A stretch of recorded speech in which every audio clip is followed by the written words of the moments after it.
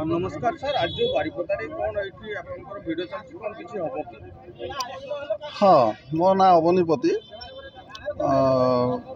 मयूरभंज पूर्व प्रांत विश्व हिंदू परिषद उपसभापति। केवल बारिपदा कौन कहले आज आपण केवल बारिपदा नुह, बारिपदार तो निश्चित भाव में एवं आम प्रभु जगन्नाथ प्रांगण में छिड़ा होइचु।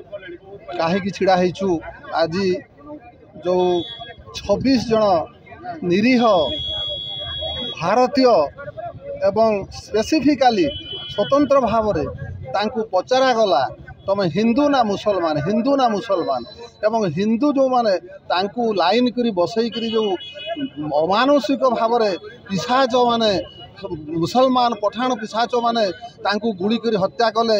एथिरु अनेक प्रश्नवाची, अनेक दरद, अनेक दुख, अनेक शोक प्रकाश होउची। केवल बारिपदा नुह सारा भारत वर्ष आज स्तब्ध हो जाइए ये बर्बरचित आक्रमण रे। एथि कौन हिंदू सुरक्षित रहिबे नहीं? ए देशर अवस्था कौन हम, आम अवस्था कौन हम?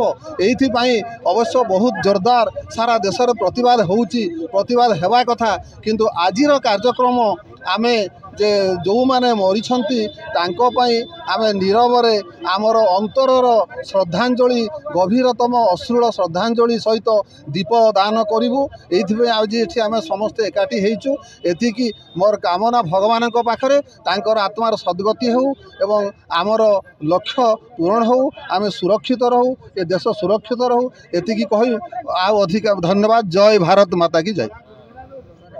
कार्यक्रम कौन करिवे? आज कार्यक्रम अच्छी काश्मीर जो बर्बरचित विधर्मी माने पर्यटन मान हत्या कले एवं से हत्यार जो माने माने प्राण रही आत्मार सद्गति आम आज ये एकाठी होइछु। आउ एकाठी आमे तांकर माने परवर्ती जीवन शांति पाई आमे गोटे दीप तांको उद्देश्य दीप यात्रा दीप शोभा यात्रा करिवार योजना अच्छी। आउ टिके पर हमर दीप शोभा यात्रा आरंभ होबो। बहुत बहुत धन्यवाद।